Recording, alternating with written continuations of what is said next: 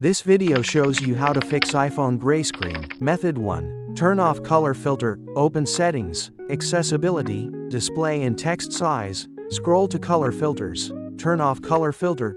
Method 2. Disable zoom and grayscale, go to zoom, set zoom filter as none.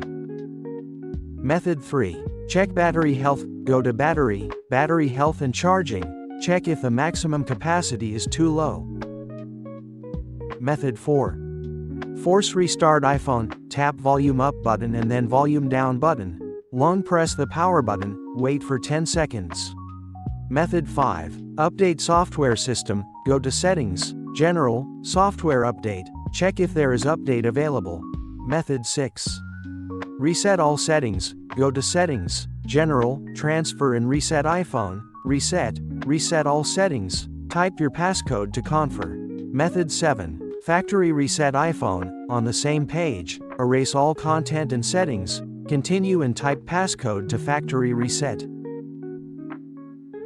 Method 8. Restore via Finder, connect iPhone with computer, open Finder, click the device name, restore iPhone.